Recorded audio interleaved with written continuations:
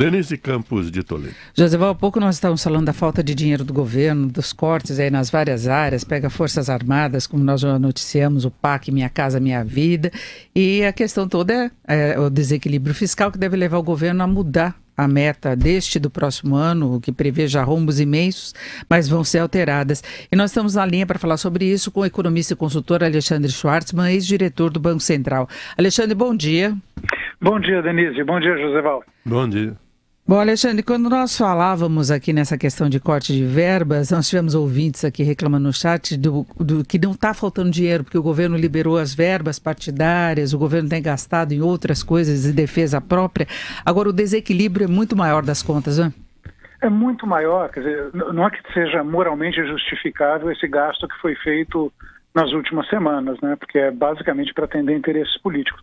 Mas isso é relativamente pequeno. Os grandes desequilíbrios estão nos grandes gastos. Previdência representa, se pegar, somar tudo, INSS mais a previdência dos servidores, está falando da 55%, 56% do gasto federal. Ali é que o desequilíbrio está.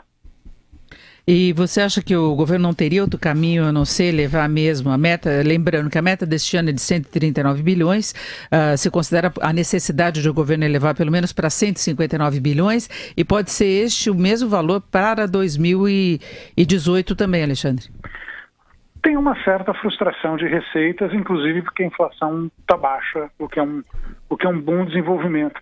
Mas a verdade assim, é que estão escolhendo o caminho de menor resistência, né? Eu acho que a gente deveria começar a atacar mais seriamente a questão do gasto. Se for olhar as contas, assim, o gasto público na primeira metade do ano no Brasil, ele não caiu, ele subiu, já descontado a inflação. Então, assim, fica realmente difícil justificar para a sociedade por que você está fazendo esse tipo de coisa. E as consequências são ruins. A gente tem uma estratégia que é falar, não, agora vai ter desequilíbrio lá na frente, a gente conserta, mas sem reforma não conserta lá na frente e continua o desequilíbrio hoje. Então eu fico muito preocupado com esse tipo de coisa. Alexandre, bom dia. Vera Magalhães. Você falou do gasto, mas eu acho que tem que se analisar um pouco a qualidade do gasto, né? Sim. Porque o gasto como um todo não caiu, mas a gente está vendo áreas essenciais, aí, emissão de passaporte, Forças Armadas, com problemas gravíssimos e um corte bastante acentuado. Faltou ao governo planejar direito esses cortes, e como isso vai acontecer agora que o teto impõe obrigatoriamente que o governo olhe para esse gasto, né? Acho que é excelente pergunta, Vera, porque isso na verdade não está acontecendo agora, mas não é um fenômeno novo, isso é um fenômeno que acontece há muito tempo. O fato é que a gente tem um conjunto de gastos no país obrigatórios que cresce todo ano. Previdência é um deles, mas não é o único, Previdência é o maior. E aí o que você faz é a gente acaba optando pelo corte burro, porque não sobra outra opção. Então a gente vai cortar investimento, vai cortar Forças Armadas, vai cortar alguns serviços, e é um negócio paradoxal mesmo. A gente gasta muito e gasta pouco nas áreas que a gente precisa gastar, né? Então, enquanto não corrigir esse problema, a gente vai ter essa política fiscal esquizofrênica no Brasil, em que a gente olha para o conjunto do gasto, ele cresce uma barbaridade, mas onde ele é essencial, não. Obviamente o teto coloca essa discussão cada vez mais próximo. Eu espero que essa discussão traga a sabedoria que é necessária para que a gente, dado que tem um limite para o gasto, a gente vai ter que gastar mais nisso, menos naquilo, mas francamente, eu olho para o que está acontecendo com a reforma da Previdência, não, claramente o país não está politicamente maduro para esse tipo de coisa. Então, só acrescenta o meu pessimismo. Em relação a essa mudança da meta, que foi batido o martelo ontem à noite, aí, o Temer precisou entrar para arbitrar, por que a equipe econômica hesitava tanto em rever a meta e preferia até optar por um novo aumento de carga tributária? É pior, é mais deletério mexer na meta, sendo que já está evidente que ela não foi cumprida, do que criar novos impostos que aparentemente são mais impopulares? É uma escolha de Sofia, né? É uma escolha de Sofia porque a terceira opção, né, que ninguém vamos mexer naquilo que realmente interessa.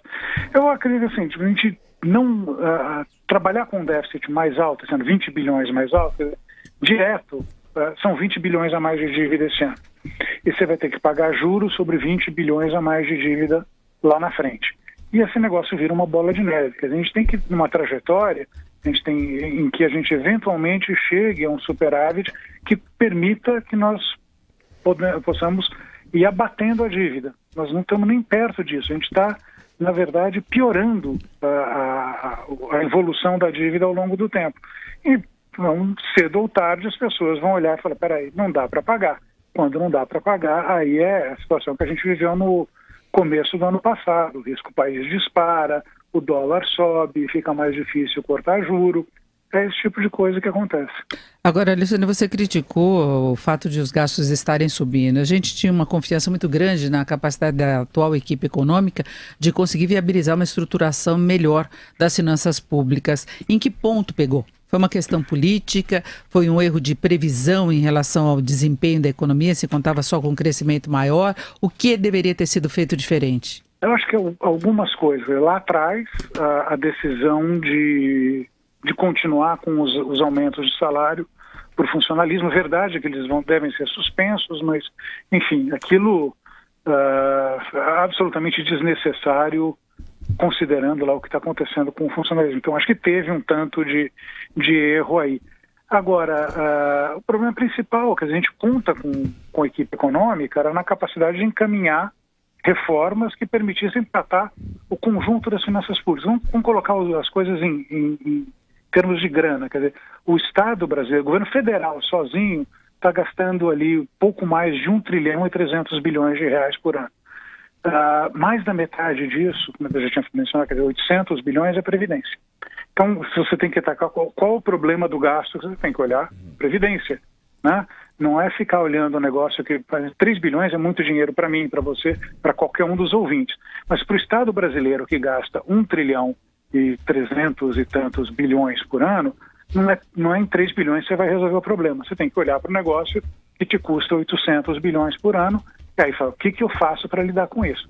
E eu acho que até a equipe econômica formulou uma proposta de reforma previdenciária muito boa, que foi já em parte atropelada no Congresso, quando veio o relatório que saiu, ele já deu uma aguada na proposta, mas mais importante foi o inesperado, quer dizer, o nefando Joesley, né, basicamente torpedeou o governo de uma forma, e aí é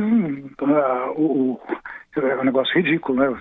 Basicamente a preocupação do governo hoje é permanecer governo. O objetivo de fazer reformas, que era um objetivo louvável, que para mim era a única coisa que justificava esse governo, não está aí. Então nós estamos adiando as reformas para 19, 20, e eu acho que a gente não tem esse tempo todo, não. É um problema que tinha que ter sido resolvido ontem. Mas nós ouvimos o Alexandre Schwartzman, economista, consultor, ex-diretor do Banco Central. Alexandre, muito obrigada, um bom dia. Bom dia e boa semana, apesar de tudo que eu falei.